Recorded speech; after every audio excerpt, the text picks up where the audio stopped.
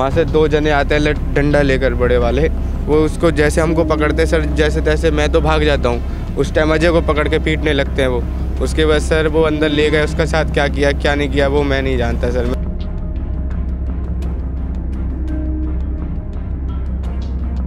मैं इस लड़के को लेके मैंने बोला जहाँ से तुम्हें पकड़ा है वहाँ उस जगह ले चलो मुझे।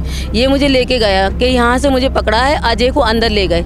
अजय का उस टाइम से पता नहीं है। 17 दिन हो गए साहब, आज 21 तारीख से। हाँ जी, रोज ही जा रहे हैं, सुबह शाम, कोई सुनवाई नहीं हो रही। बोले आपका काम हो रहा है, देख रहे हैं, ढूंढ रहे हैं।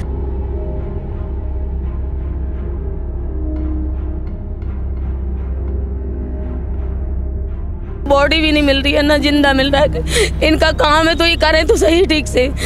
इतने दिनों से मैं धक्के खा रही रोड डेली, नहीं सुन रहे कोई हमारी। अपने आप में एक सवाल उठता है कि जब परिवार कह रहा है कि वो मिसिंग है, आई विटनेस ये कह रहा है कि उसके साथ वहाँ मारपीट हुई, तो परिवार ने या आई विटनेस ने तो ये कहा ही नहीं कि वो मृत घोषित हो चुका है, तो पुलिस को कैसे पता लगा? परिवार के पास पैसा नहीं था, गरीब परिवार था, कितना शोर मचाएगा, कितना चीखेगा। 17 दिनों में एक परिवार कितना चीखेगा, लेकिन परिवार के आंसू नहीं रुके। परिवार ने अपनी भागदौड़ बंद नहीं की, लेकिन एसएचओ एसीपी लेवल ने अपनी जेबें गरम की।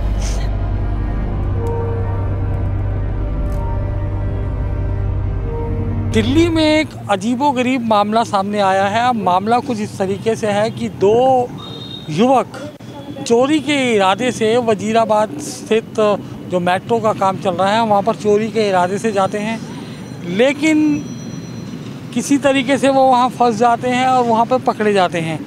जो साइट पर जो कंस्ट्रक्टर है, वहाँ पर जो कॉन्ट्रैक्टर है, वहाँ पर इन दोनों लोगों को पकड़ लिया जाता है। 2 दिन तक उनको रखा जाता है। किसी न किसी तरीके से उन 2 युवकों में से एक युवक वहाँ से भागने में कामयाब हो जाता है, जबकि दूसरा युवक वहीं पर उनके कब्जे में रहता है।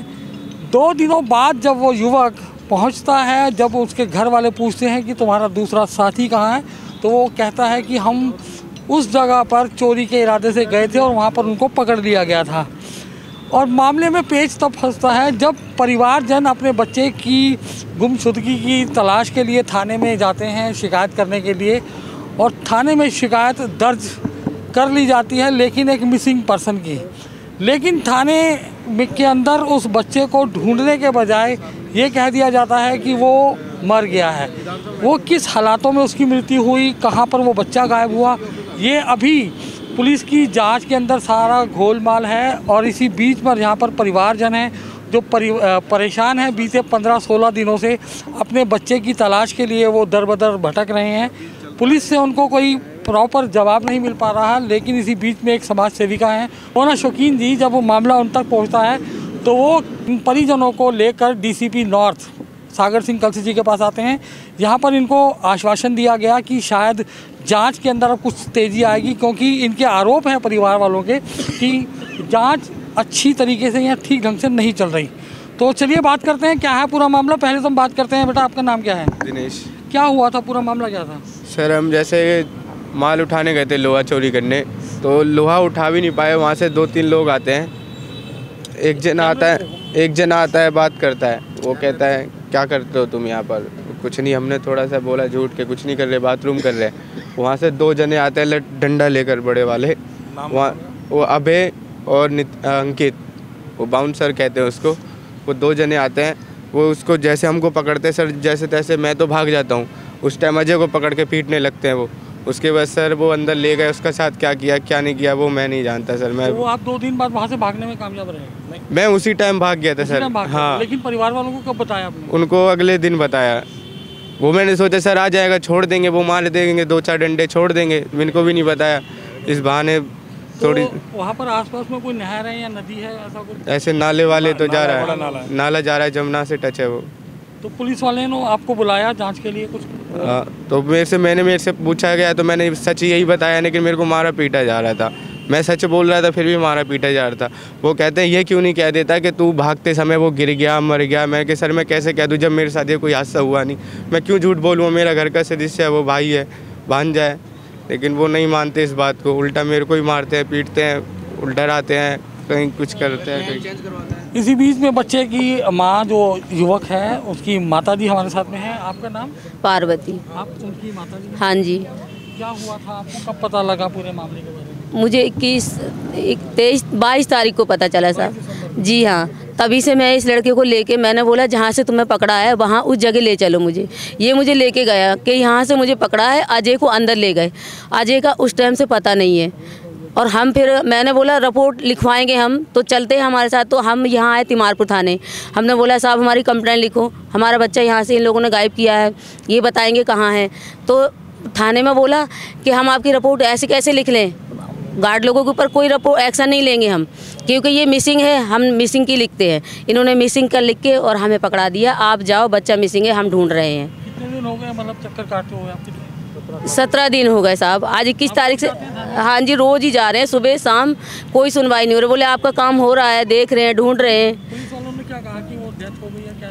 ये तो नहीं बोला पुलिस वालों ने, बोले हम ढूंढ रहे हैं। या हमने बोला मरा मिले जिंदा मिले हमें कैसे मिले, पर हमें चाहिए कम से कम। हमें नाले में इस लड़के से मार पिटाई करवा के बोला कि तू बोल दे नाले में गिर गया, फिर उसी आदेश पे ही काम कर रहे हैं कि नाले में। हमने बोला नाले में गिरा तो नाले में ढूंढवाओ, तो नाले में ढूंढवा रहे हैं, नाव घुमवा रहे हैं। और बस नाव घुमाने से क्या होगा साहब, बताओ आप। अगर इन्होंने मार के डाला भी है तो बॉडी तो मिलनी चाहिए ना, तो बॉडी भी नहीं मिल रही है ना, जिंदा मिल रहा है। इनका काम है तो ये करें तो सही ठीक से। इतने दिनों से मैं धक्के खा रही रोड डेली, नहीं सुन रहे कोई हमारी। तो मोना शकीन जी, अभी जब आप डीसीपी साहब से मिले, पूरे आरोप क्या हैं? कि हमें ये भी मालूम हुआ है कि एसीपी लेवल पर थोड़ी सी कुछ सेटिंग है या कहीं ना कहीं जांच के अंदर वो है। परिवार ने कल रात को मुझसे कोऑर्डिनेट किया। हमारे बड़े भाई साहब नरेंद्र जैन जी हैं, इनके थ्रू मेरे पास एक मैसेज आया कि परिवार इस तरीके से परेशान है, इनके पास पहुँचे थे। और हमारे जो नरेंद्र जैन जी हैं ये भी समाज सेविका हैं। इसमें मैं ये कहना चाहूँगी कि जब मेरे इस केस को लेकर जब कंसर्न आईओ से बात हुई, इस केस का जो कंसर्न आईओ है, ये 2 लड़के थे, दिनेश और अजय। दोनों चोरी के इरादे से वहाँ मेट्रो के फ्लाईओवर के नीचे पहुँचे जहाँ पर काम चल रहा था। ये वजीराबाद का है और ये वजीराबाद के अंदर थाना तिमारपुर। 10 मिनट जब ये वहाँ पहुँचे सुबह 5 साढ़े 5 बजे, तो इन लोगों को देख लिया गया। इन लोगों को चोरी करने से पहले ही पकड़ लिया गया। पकड़ने के बाद उन्होंने क्या किया, वो 3 लोग थे। एक था दिनेश बाउंसर, एक था वहाँ गार्ड का सुपरवाइज़र जिसका नाम है अभय। आज मैं साइड पे भी वहाँ गई थी। ये 3 लोग थे। 3 में से 2 आइडेंटिफाई कर रहे हैं, 2 के नाम भी आइडेंटिफाई कर रहे हैं हम, दिनेश और अभय। तीसरा जो नाम है, सॉरी अंकित, तीसरा जो नाम है उसे हम बाई फेस पहचानेंगे, उसका नाम हम डिस्क्लोज नहीं कर पा रहे। इनके नाम हमें कैसे पता लगे, मैं सारी चीज़ों को खोलना चाहूँगी मीडिया के माध्यम से, ताकि कल को किसी चीज़ पर सवाल ना उठे कि हमने कोई गलत स्टेटमेंट दे। जब अजय को और दिनेश को मारा जा रहा था तो ये आपस में एक दूसरे के नाम ले रहे थे। नाम लेने की वजह से दिनेश को ये चीज़ें पता लगी, ठीक है। उसके बाद इन्होंने उसके साथ मारपीट की। दिनेश वहाँ मौके से भाग गया। दिनेश अगले दिन अपने अजय के परिवार से मिला और उनसे पूछा कि अजय कहाँ है, तो उन्होंने बताया कि अजय यहाँ नहीं है, अजय तो कल से गायब है, मिल नहीं रहा है, जिसकी शिकायत हमने एक थाने के अंदर दी है। तो दिनेश ने आकर बताया कि कल सुबह हम 5 साढ़े 5 बजे चोरी करने के लिए सो एंड सो जगह पर गए, जो मैंने अभी बता चुकी हूँ आपको।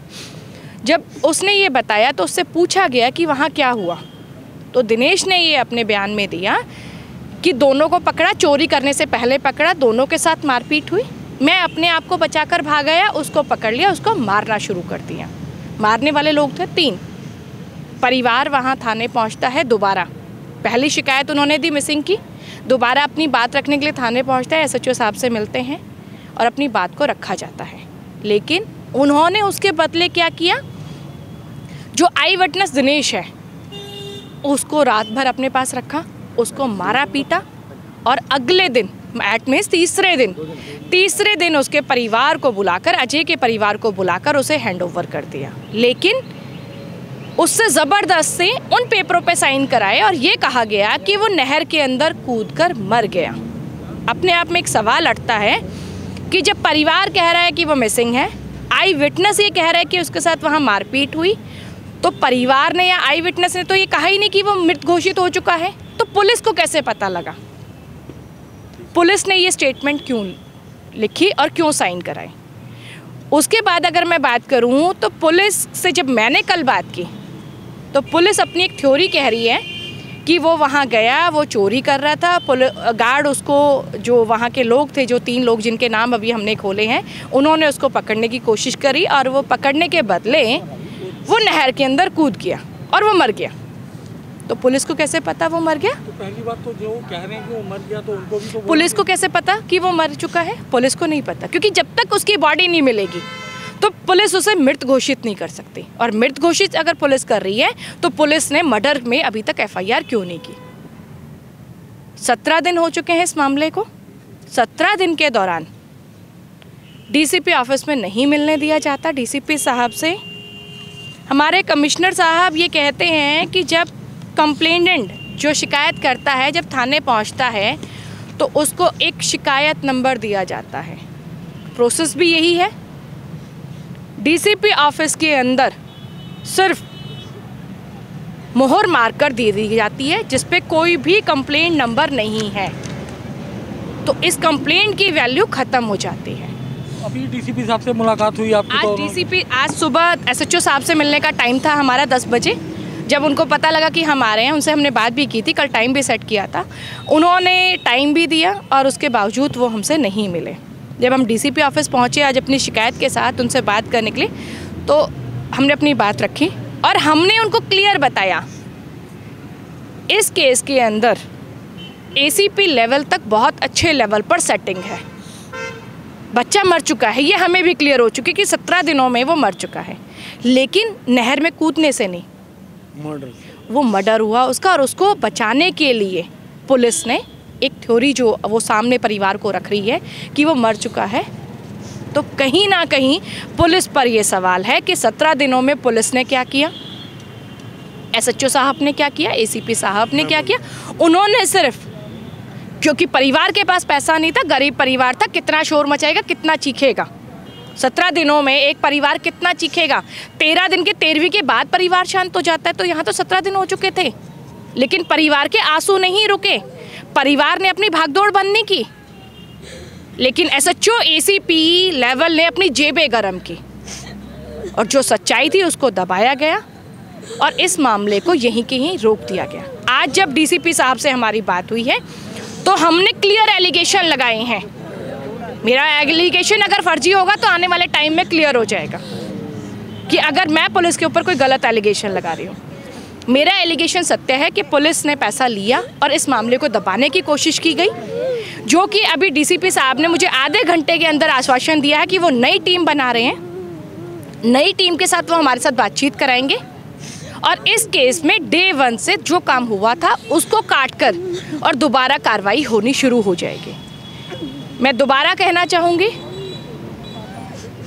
ये भी हो सकता है कि जो आई विटनेस है दिनेश, इसको भी फंसाया जाए इस केस में, क्योंकि पहले इससे ये लिया गया कि ये स्टेटमेंट दे, जब इसने नहीं दी इसको मारा पीटा, ज़बरदस्ती साइन कराए इससे और ये स्टेटमेंट। अब ये भी हो सकता है कि इसको इस झूठे मर्डर केस में फंसाया जाए। ये भी हो सकता है कि जो ACP, जो SHO जिन्होंने पैसा खाकर इस केस को दबाने की कोशिश की गई, उनको भी बचाया जाए। अब होगा क्या वो आगे देखेंगे। मैं परिचय देना चाहूँगा। मेरा नाम नरेंद्र भीखोराम जैन है। भीम आर्मी आज़ाद समाज पार्टी का दिल्ली का प्रभारी हूँ। सिविल लाइन क्षेत्र का मैं निवासी हूँ और ये मामला सिविल लाइंस के रहने वालों के साथ हुआ है।